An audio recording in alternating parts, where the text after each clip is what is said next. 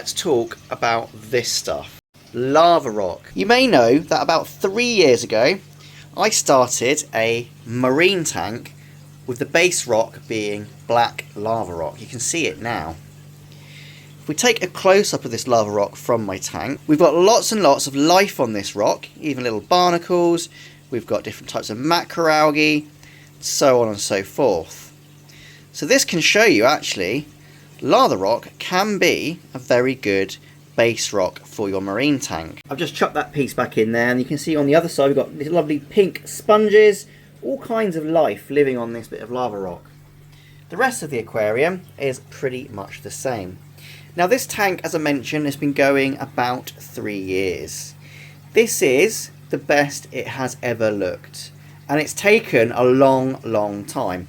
If you followed the journey of this tank, you may notice that the hair algae is now limited to just a few patches at the back. But previously, probably for the first 2 years of this tank's existence, it was quite dominated by hair algae. I'm pretty sure that the reason I had the hair algae issue was from the lava rock. Now, I think we all know that lava rock comes from a few different regions of the world, and it does vary quite a little bit in content.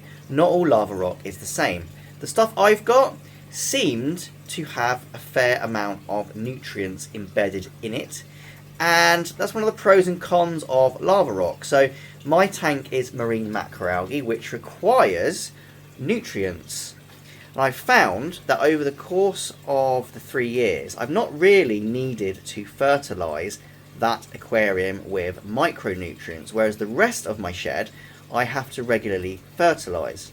So my unproven theory is that the lava rock is actually providing all of the nutrients, or most of the nutrients, that my macroalgae needs, just from them leaching out of its surface. The negative to that is obviously the fact that I had tons and tons of hair algae, and it's only recently that it has started to just be dwindling, and I put that down to the fact that the rest of the macroalgae is actually out-competing it, as you'd expect in a mature planted freshwater tank, or in this case a saltwater tank. The plants are out-competing the pest hair algae, but it's taken a long time.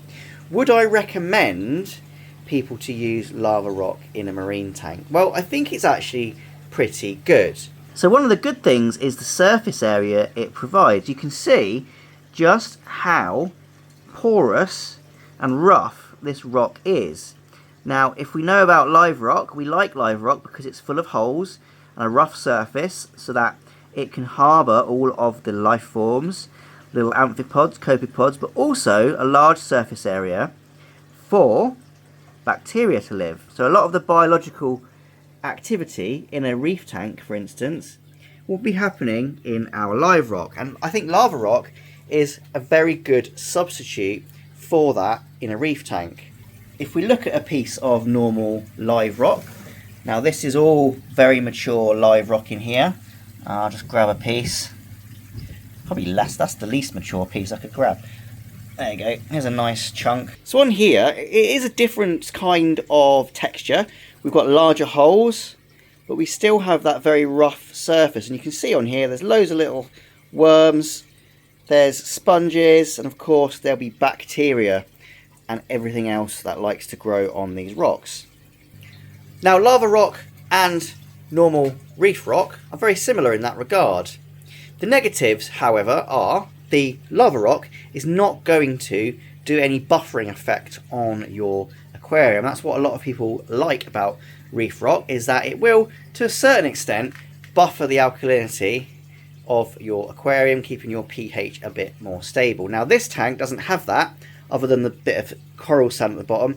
I do find the alkalinity drops pretty quickly in this tank, partly because it's full of macros, which will take out the carbonates from the water to use as their carbon source, but also because there's not really any buffering effect in this tank. And I've mentioned, as a negative / positive, this can leach nutrients, so you can either harness that for good by growing macroalgae, but in a regular saltwater tank though, I would probably not just use lava rock at all, because that leaching effect that I have experienced, you'll just be fighting hair algae for pretty much the entire length of your aquarium's lifespan. The only real way of harnessing the power of the lava rock would be to use it in a planted tank, either freshwater or saltwater. I think in that respect it probably excels far better than using regular reef rock.